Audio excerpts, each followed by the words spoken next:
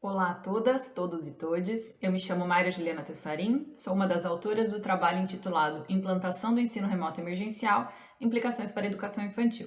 Este trabalho foi escrito também pela professora doutora Viviane C. Garcia de Stefani, que é professora no IFISP no campus de São Carlos.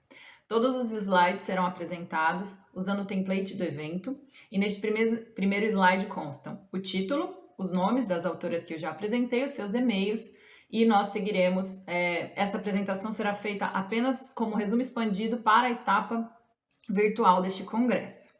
Eu sou uma mulher branca, de cabelos loiros, olhos castanhos, de 1,70 m e estou vestindo uma blusa lilás e um colar pequeno com um pingente em formato de concha na cor azul.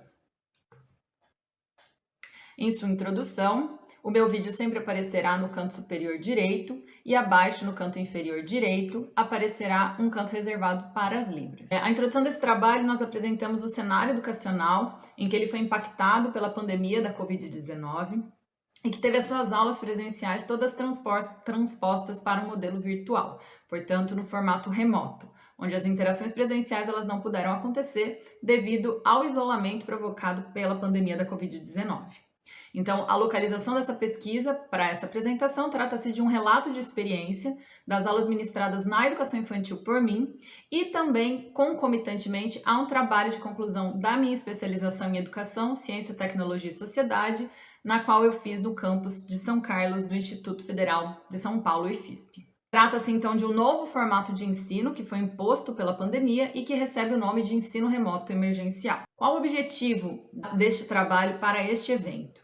O objetivo desse estudo, então, é refletir sobre uma das especificidades impostas pela pandemia às práticas pedagógicas na educação infantil no contexto do ensino remoto emergencial, através de um relato de experiência vivenciado nesse contexto por mim. Eu estou fazendo a leitura dos textos na íntegra do que consta nos slides. Esse slide, o título desse slide, Educação Infantil, Bases Legais e a Implantação do Ensino Remoto Emergencial. Nós estamos falando da educação infantil na sua fase de matrícula obrigatória, portanto, a partir dos 4 anos de idade. Isso segundo a LDB. Quais são os documentos que norteiam e o que eles falam para as práticas pedagógicas como bases das práticas pedagógicas? Então, os documentos que norteiam a educação infantil são a Base Comum Curricular, a BNCC, e as Diretrizes Curriculares Nacionais da Educação Infantil. Nesses dois documentos, a base das práticas pedagógicas são as interações e as brincadeiras. E o que esse documento fala, BNCC? Ele menciona que a interação durante o brincar caracteriza o cotidiano da infância. Ao observar as interações e a brincadeira entre as crianças e delas com os adultos, é possível identificar, por exemplo, a expressão dos afetos, a mediação das frustrações e a resolução dos conflitos e a regulação das emoções. Isso consta, então, na página 35 da BNCC, um documento de 2017. Portanto, já podemos questionar as interações e brincadeiras, como elas podem ocorrer neste formato virtual imposto, no ensino remoto emergencial.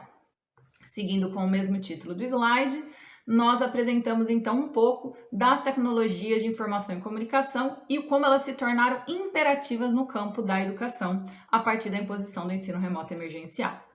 A implantação ela foi sem planejamento, porque ela precisou acontecer devido a um fato extraordinário que foi a pandemia. Joy, ela menciona os perigos dessa implantação sem planejamento.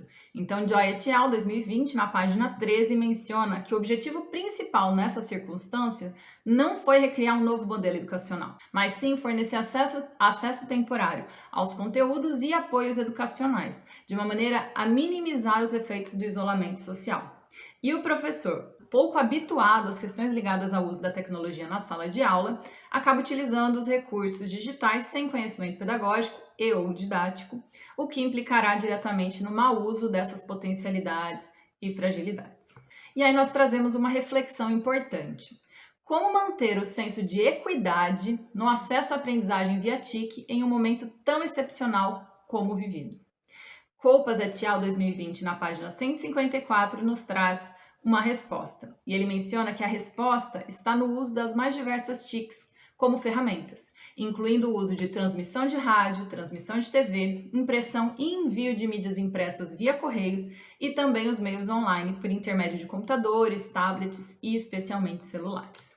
Então, nós apresentamos um ponto de debate. Souza e Coimbra 2020, na página 69, mencionam A mediação pedagógica, nesses casos, ela fica prejudicada, pois há um comprometimento da formação, pois o nexo da relação pedagógica, o ritmo e a linguagem dessa interação serão mediados e ditados pelas novas tecnologias, e não na relação ensino-aprendizagem dirigida pelo professor. A partir desse momento, nós apresentamos então um relato de experiência de como foi as aulas realizadas numa escola municipal, numa cidade no interior do estado de São Paulo, localizada na região periférica dessa cidade, com crianças de 5 anos de idade. Quando ela foi realizada nos 2 primeiros bimestres do ano de 2021. Esse relato de experiência apresenta então um plano de ação proposto pela unidade escolar, onde as interações elas ocorriam totalmente online, de maneira remota. Quais eram os suportes utilizados para o ensino remoto emergencial nessa unidade de ensino? Todos de uso pessoal, o celular e o notebook. E quais eram as ferramentas e como elas foram definidas? Então, as ferramentas utilizadas foram WhatsApp, YouTube, Google Meet, e elas foram definidas por 3 fatores de disponibilidade. Então, o uso comum, tanto por professores quanto pelas famílias, era gratuito, tanto o WhatsApp quanto o YouTube, e pela sua familiaridade, portanto, tanto as famílias quanto os professores já utilizavam essas ferramentas. As interações elas ocorriam 2 vezes na semana, eram enviadas 2 propostas de atividades semanais, postadas em formatos de vídeo, imagens e também de material impresso para aqueles que não tinham acesso à internet. E era realizada em 3 momentos. No primeiro momento, a postagem da vivência, então que ela poderia ser em imagem, com folder, em vídeo, com todo indicativo e exemplos, vídeos editados, e depois postados no YouTube para que as famílias pudessem ter acesso a esses vídeos e que eles não tivessem tamanhos muito grandes que ocupassem muito também os dados de internet deles, ou em material impresso que eles retiravam na unidade para aqueles que não tinham acesso à internet. Então, eram feitas as postagens das vivências nesses grupos de WhatsApp. O segundo momento eram as devolutivas das famílias. E o terceiro era a devolutiva dos professores individualmente para os alunos depois de receberem os vídeos das crianças. E uma vez por bimestre era realizado um encontro síncrono via Google Meet. O planejamento e a avaliação dessas ações nos mostraram, primeiro, que a avaliação diagnóstica foi extremamente importante para conhecer a realidade dessas famílias.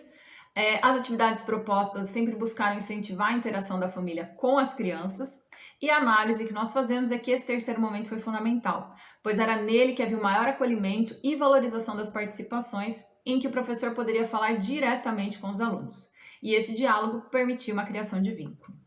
Como conclusão, nós mencionamos que o ensino remoto emergencial exigiu dos professores uma adequação a essa realidade que foi imposta e que, ao mesmo tempo que eles eram professores, eles também eram aprendizes no uso das tecnologias de informação e comunicação. Que há necessidade de avaliar melhor as ferramentas, os suportes e as metodologias utilizadas nessa modalidade de ensino, e que o cenário pandêmico ele reforçou a necessidade de ampliarmos a utilização das TICs na educação. E para isso, há necessidade de ampliação de investimentos para que possa ser realizada de fato uma inclusão digital. Neste slide é possível ver 3 formas de agradecimento: um obrigada colorido que se move no centro da tela, thank you no canto direito superior, no canto esquerdo superior graças e o contato.